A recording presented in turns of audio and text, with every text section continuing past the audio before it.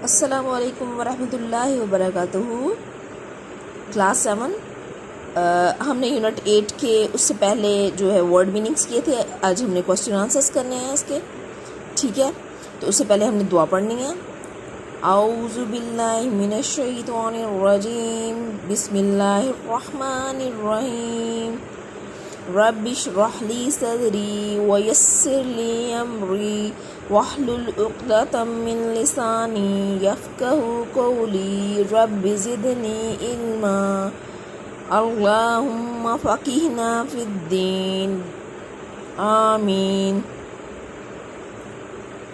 जी class 7 question answer start करते हैं हम, ठीक है।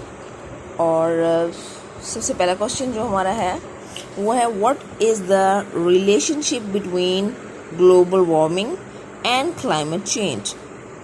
ठीक है, वो कह रहे हैं कि ग्लोबल वार्मिंग में और क्लाइमेट चेंज में क्या रिलेशनशिप, क्या ताल्लुक है, मतलब इन दोनों का क्या ताल्लुक है आपस में। ठीक है, तो अब हम इसको बताते हैं। Global warming is just a rise in global temperature. ठीक है, ग्लोबल वार्मिंग का मतलब दर्जा हरारत का बढ़ना है। While the climate change is the change in climate due to rise or and fall in temperature and humidity। और क्लाइमेट चेंज का मतलब ये है कि आबो हवा में जो चेंज आता है टेम्परेचर में, उसका बढ़ना या कम होना है, और नमी का भी, दर्जा हरारत का भी और नमी का भी बढ़ना या कम होना। What is the green house effect. Green house effect क्या होता है? When the radiations from sun fall on the earth's surface, जब शुआएं जो हैं सूरज से ज़मीन की सरफेस पे, ज़मीन की सतह पर गिरती हैं, एब्जॉर्ब्ड रेडिएशंस, और वो जो ज़मीन पर गिरती हैं तो उसको ज़मीन जो है वो उन रेडिएशंस को, शुआओं को जज़्ब करता है। Increase the temperature of earth, वो क्या करती हैं? टेम्परेचर को बढ़ा देती हैं, ज़मीन के टेम्परेचर को। This is green house effect.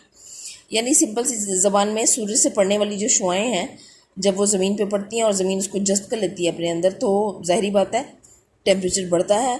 ठीक है, तो इसको क्या कहते हैं? Greenhouse effect. अच्छा, उसके बाद थर्ड क्वेश्चन है share some causes of global warming. Global warming की वजूहात क्या हैं? ठीक है, main causes of global warming are burning of fossil fuels। Fossil fuels, ईंधन का जलना होता है। ठीक है, हमारे मुल्क में जितनी भी इंडस्ट्रीज़ हैं, फैक्ट्रीज़ काम कर रही हैं, उनमें फ्यूल, ईंधन तो इस्तेमाल हो रहा है ना, उसका जलना जो है बेसिकली वजह। डिफोरेस्टेशन, दरख्तों का कटाव, दरख्तों का काटा जाना। इंडस्ट्रियल प्रोसेसेस, इंडस्ट्रीज़ जितना भी काम कर रही हैं, मतलब वो भी तो इस चीज़ पे बेस कर रहे हैं ना, वो भी ग्लोबल वार्मिंग को बढ़ा रहा है। ठीक है, अच्छा, what are the effects of global warming. असरात क्या पड़ रहे हैं ग्लोबल वार्मिंग के? Effects, it causes climate change, इससे फ़ज़ा का, ज़ाहिरी बात है फ़ज़ाई चेंजेस आते हैं, मतलब फ़ज़ा में, आबो हवा में चेंज आते हैं बहुत ज़्यादा हद तक। इट मेल्ट्स ग्लेशियर, इससे जो ज़ाहिर है गर्मी बढ़ती है। ठीक है, तो पहाड़ों पर जो बर्फ़ होती है वो भी पिघल जाती है।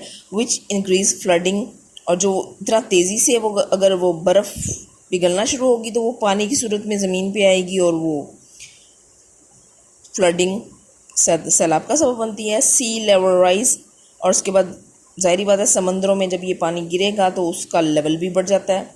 ठीक है, समंदरों का लेवल भी बढ़ता है। ठीक है, क्लास समझ आ गई है?